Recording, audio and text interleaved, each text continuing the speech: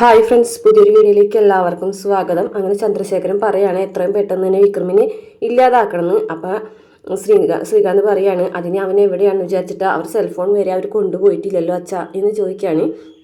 അപ്പോൾ അയാൾ പറയുന്നുണ്ട് അതൊക്കെ കണ്ടെത്താൻ നമുക്ക് കഴിയും, തേടിക്കൊണ്ടിരിക്കുന്നവന് ഉറപ്പായിട്ടും കാര്യങ്ങൾ കിട്ടും എന്ന് തന്നെ പറയാണ് കേട്ടോ. അതിനുശേഷം പിന്നെ കാണിക്കുന്നത് സജീവൻ രാജേട്ടനെയും ജോസഫിനെയും കൂടിയിട്ട് വീട്ടിലേക്ക് കൊണ്ടുവരികയാണ് കേട്ടോ. രാത്രിയാണ്. അപ്പോൾ രണ്ടുപേരെയും അടിച്ച അവശ നിലയിലാക്കിയിരിക്കുകയാണ്. അപ്പോൾ രാജേട്ടനെയും ജോസഫിനെയും ഒക്കെ സജീവൻ ഇങ്ങനെ പിടിച്ച് അവിടെ സിറ്റ് ഔട്ടിൽ ഇരുത്തുന്നുണ്ട്. അകത്ത് കയറി ലൈറ്റൊക്കെ ഇട്ടതിന് ശേഷം സജീവൻ പറയാണ് നിങ്ങൾ ഇങ്ങനെ ചെയ്യുന്നു ഞാൻ ഒരിക്കലും പ്രതീക്ഷിച്ചില്ല എന്ന് പറയാണ്. അന്നേരം എന്തായാലും ശ്രീനി സാറ് ഇത് വിഷയമാക്കും തന്നെ പറഞ്ഞിട്ടുണ്ടെന്ന് പറയുമ്പോൾ രാജേട്ടൻ പറയാണ് അതൊന്നും വേണ്ട, ഞങ്ങൾ വഴിയിൽ അടി കെട്ടി കിടന്നിട്ട് അവരെടുത്തുകൊണ്ട് പോയതാണെന്നാണ് അവർ പറഞ്ഞത്. എന്നിട്ട് ഞങ്ങൾ അതിൽ ഒപ്പിട്ട് കൊടുത്തിട്ടും ഉണ്ട്, അതുകൊണ്ടാണ് ഞങ്ങളെ തിരിച്ച് വിട്ടത്. അല്ല അപ്പോൾ പിന്നെ നമ്മൾ പ്രശ്നം ഉണ്ടാക്കിയിട്ട് വേറെ കാര്യമൊന്നുമില്ലല്ലോ എന്ന് പറയുകയാണേ. അപ്പോൾ വിക്രമിൻ്റെ കാര്യമൊന്നും അവർ അറിഞ്ഞില്ലല്ലോ, അത് തന്നെ ഭാഗ്യം എന്ന് പറയാണ് കേട്ടോ. അപ്പോൾ സജീവൻ പറയണ വിക്രമിനെ കുറിച്ച് ആലോചിച്ച് നിങ്ങൾ ടെൻഷൻ അടിക്കൊന്നും വേണ്ട, വിക്രം സേഫ് ആയിട്ടുണ്ട് എന്ന് പറയുമ്പോൾ എനിക്കൊന്ന് വിളിക്കാൻ പറ്റുമെന്ന് രാജേട്ടൻ ചോദിക്കുമ്പോൾ വേണ്ട ഇപ്പം വിളിക്കേണ്ട, ഞാൻ എപ്പോഴെങ്കിലും എൻ്റെ ഫോണിലേക്ക് വിളിക്കുമ്പോൾ ഞാൻ തരാം, പ്രശ്നമാക്കണ്ട എന്നൊക്കെ പറയാണ് കേട്ടോ. നമ്മുടെ സെൽഫോണൊക്കെ അവർ ട്രാക്ക് ചെയ്യുന്നുണ്ടാവും എന്നൊക്കെ പറയുമ്പോൾ ശരിയെന്ന് പറയുകയാണേ. അങ്ങനെ സജീവൻ പോകാണ് കേട്ടോ. അതിനുശേഷം പിന്നീട് വിക്രമ പുറത്തുനിന്ന് ഫോൺ ചെയ്യണ കാണുമ്പോൾ വേദ ചുക്കും വെള്ളവും കൊണ്ടുവരാൻ കേട്ടോ. തൊണ്ടവേദന എടുക്കുമെന്ന് പറഞ്ഞിട്ട് ഇവിടെ മഞ്ഞത്ത് വന്ന് നിൽക്കുകയാണോ എന്ന് ചോദിക്കുകയാണ്. എന്നിട്ട് തുളസിയില ഇലയൊക്കെ ഇട്ടിട്ടുള്ള വെള്ളമാണ്, അത് കുടിച്ചോളാൻ പറയും. ആരാ ഫോണിൽ എന്ന് ചോദിക്കുമ്പോൾ പറയുന്നുണ്ട് ഫോണിൽ സജീവനായിരുന്നു, അല്ലാതെ പിന്നെ വേറെ ആരാ നോക്കിട്ടോ. എന്താണ് അവിടുത്തെ വിശേഷം? രാജേട്ടനെയും ജോസഫിനെയും അവർ കൊണ്ടുപോയി അടിച്ചു, നല്ല പരുവാക്കിയിട്ടുണ്ട് എന്ന് പറയാം കേട്ടോ. അപ്പോൾ പോലീസ് സ്റ്റേഷനിലേക്കല്ല കൊണ്ടുപോയത്, വേറെ ഏതോ സ്ഥലത്തേക്കാണെന്നാണ് സജീവൻ പറയുന്നതെന്ന് പറയും. അപ്പോൾ ഞങ്ങളുടെ തന്നെ ഏതെങ്കിലും ഗോഡൗണിലേക്കായിരിക്കും കൊണ്ടുപോയത് എന്ന് പറയുമ്പോൾ വിക്രം പറയാണ് അവരിപ്പോൾ നേരിട്ട് അടിച്ചു തുടങ്ങിയെന്ന് പറയും. അപ്പോൾ അവർക്കിനി പേടിയൊന്നുമില്ലല്ലോ എന്ന് എല്ലാവരും അറിഞ്ഞു കഴിഞ്ഞതല്ലേ കാര്യങ്ങളൊക്കെ എന്ന് വേദയും പറയാണ് കേട്ടോ. അങ്ങനെ അവർ രണ്ടുപേരും സംസാരിച്ച് നിൽക്കുന്നുണ്ട്. അതിനുശേഷം പിന്നീട് കാണിക്കുന്നത് ശങ്കരനാരായണൻ്റെ അടുത്തേക്ക് പത്മ വരികയാണ് കേട്ടോ. പത്മ വന്നിട്ട് പറഞ്ഞിട്ട് എന്താ അങ്ങനെ ആലോചിച്ചിരിക്കുന്നു, കുറേ നേരമായാലും ആലോചിച്ചിരിക്കുന്നു എന്ന് പറയാണ് കേട്ടോ. അന്നേരം ശങ്കരനാരായണൻ പറയാണ് അവൻ്റെ മനസ്സിൽ ഇത്രയും വിഷമുണ്ടായിരുന്നു എന്ന് ഞാൻ മനസ്സിലാക്കിയില്ലല്ലോ, ഇത്രയും ഉള്ളിൽ വിഷം വെച്ചിട്ടാണല്ലേ അവൻ നമ്മളോട് പെരുമാറിയതെന്നൊക്കെ ചോദിക്കുകയാണ്. അന്നേരം പത്മം പറയുന്നുണ്ട് എന്തൊരു ബഹുമാനവും സ്നേഹമായിരുന്നു നിങ്ങളോട് അവൻ പെരുമാറുമ്പോൾ, എന്നിട്ടിപ്പോൾ അവൻ്റെ മനസ്സിലിരിപ്പ് ഇങ്ങനെയായി മാറിയല്ലോ എന്ന് പറയാണ് കേട്ടോ. അപ്പോൾ ശങ്കരനാരായണൻ പറയാണ് ഇവൻ്റെ മനസ്സിൽ ഇത് മുമ്പേ ഉണ്ടായിട്ടുള്ളതായിരിക്കണം, പക്ഷേ അതിന് ഞാനും കൂടി ഒരു കാരണമല്ലേ പത്മം, ഞാനല്ലേ വിക്രമത്തിനെ വേദനയും അകറ്റാൻ വേണ്ടി ഏതറ്റം വരെയും പോകാനായിട്ടാണ് പ്രേരിപ്പിച്ചതെന്ന് പറയാം കേട്ടോ. അന്നേരം പത്മം പറയുന്നുണ്ട് അത് അന്ന് അങ്ങനെ പറഞ്ഞെന്ന് വിചാരിച്ച് പിന്നീട് നിങ്ങളുടെ മനസ്സ് മാറിയെന്ന് അവനും കൂടെ അറിഞ്ഞതാണല്ലോ എന്ന് പറയാം. ശരിയാണ്, പക്ഷെ അവൻ അതിൽ നിന്ന് പിന്മാറിയില്ല, വീണ്ടും ഓരോരോ കാര്യങ്ങൾ ചെയ്തുകൊണ്ടേയിരുന്നു എന്ന് തന്നെ പറയുകയാണ്. അപ്പോൾ എന്തായാലും ചന്ദ്രശേഖരനും കൂടിയിട്ട് ഇതിൽ നല്ലൊരു പങ്കുണ്ട്. ദർശനയും വേദനയും തമ്മിലുള്ള വിവാഹത്തിന് അയാൾ നിർബന്ധിച്ചുകൊണ്ടിരുന്നത് ഈ സ്വത്തുക്കളൊക്കെ കണ്ടിട്ടാണെന്ന് ഞാൻ മനസ്സിലാക്കിയില്ല എന്ന് പറയണേ. അപ്പോൾ പത്മം പറയുന്നുണ്ട് ഞാനും അറിഞ്ഞില്ല ചന്ദ്രേട്ടൻ്റെ മനസ്സിൽ അങ്ങനെ ഒരു ചിന്തയുണ്ടെന്നുള്ള കാര്യം, അങ്ങനെയാണെന്നുണ്ടെങ്കിൽ ഞാൻ ആദ്യമേ തന്നെ അതിനെ വിലക്കിയേനെന്നൊക്കെ പത്മം പറയുന്നുണ്ട് കേട്ടോ. അപ്പോൾ നമ്മൾ ശങ്കരനാരായണൻ പറയാണ് ഇനി എന്തായാലും ഞാൻ കുറച്ച് തീരുമാനങ്ങൾ എടുത്തിട്ടുണ്ട്, ഞാൻ എന്തായാലും VRS എടുക്കാൻ പോവുകയാണ്. ഇനി ആ കമ്പനികൾ എന്തായാലും ശ്രീകാന്തിന് വിട്ടു കൊടുക്കാൻ തീരുമാനിച്ചിട്ടില്ല, അവൻ ഇനി ആ കമ്പനികൾ തിരിച്ചു കൊടുക്കില്ല എന്നാണ് അവൻ പറയുന്നതെന്ന് പറയുമ്പോൾ അവൻ പറയുന്നുണ്ട് അത് നിയമപരമായിട്ട് നടക്കില്ല എന്ന് അവനറിയാലോ, അതിന് അവർ നിയമപരമായിട്ടല്ലോ കാര്യങ്ങൾ കൈകാര്യം ചെയ്യുന്നതെന്ന് പറയും കേട്ടോ.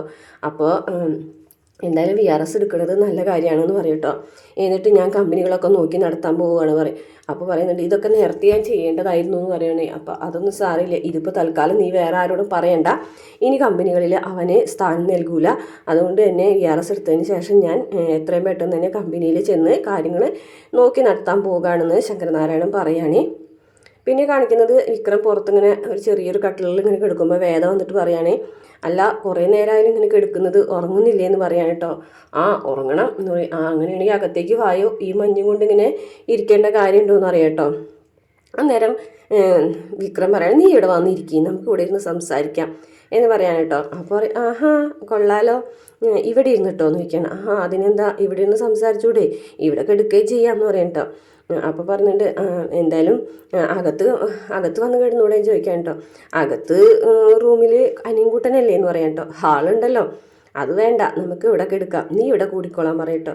ഓ പിന്നെ അവിടെ കൂടാൻ ഈ കട്ടിലിൽ അതിന് ഒരാൾക്ക് പോലും കിടക്കാനുള്ള സ്ഥലം ഇല്ലല്ലോ എന്ന് പറയാം കേട്ടോ. അതിനെന്താ ഒരുമേണ്ടല്ലേ ഒലക്കേമലും കിടക്കാന്നാണെന്ന് പറയട്ടോ. ആണോ, എന്നാൽ പിന്നെ ഞാൻ ഒരു ഒലക്ക എടുത്തിട്ട് വരട്ടെ, എന്നിട്ട് അതിൽ കിടന്നൊന്ന് കാണിക്കുകയെന്ന് പറയട്ടോ. ഓഹ്, ഏത് പദത്തിനും ആ പദത്തിൻ്റെ അർത്ഥത്തോടുകൂടി എടുക്കരുത്, അതിൻ്റെ സ്വാരസ്യങ്ങളും മനസ്സിലാക്കണം. എന്തെന്ന് നോക്കിട്ടോ.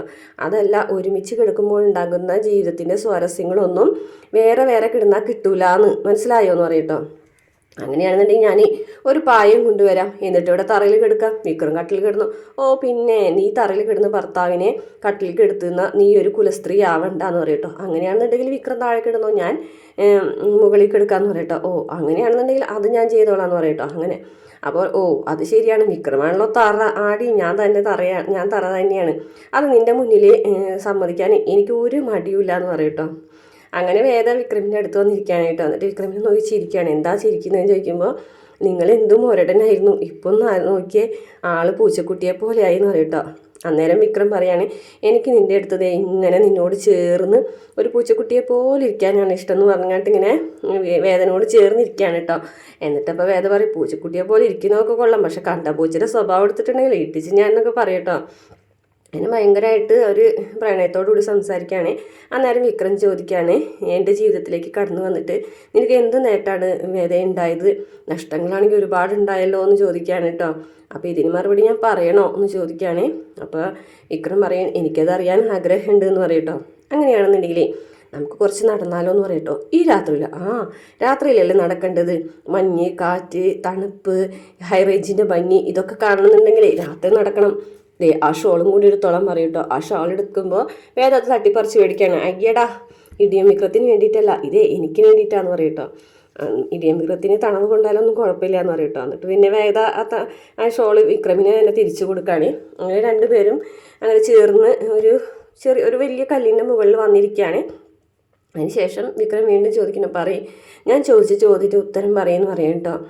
അപ്പോൾ വിക്രം, അന്ന് ബലമായിട്ട് എൻ്റെ കഴുത്തിൽ താലി കെട്ടിയിരുന്നില്ല എന്നുണ്ടെങ്കിൽ എന്തായിരിക്കും എന്നറിയാലോ, രണ്ടുപേരുടെ അത്യാഗ്രഹത്തിൻ്റെ മുന്നിൽ ഞാൻ ഒരു ഇരയായി മാറിയേനെ. ഞാനും ദർശനും അറിഞ്ഞിരുന്നില്ല അവർ വേണ്ടിയിട്ടാണ് അങ്ങനെ ഒരു വിവാഹം മുന്നോട്ട് വെച്ചതെന്നുള്ള കാര്യം.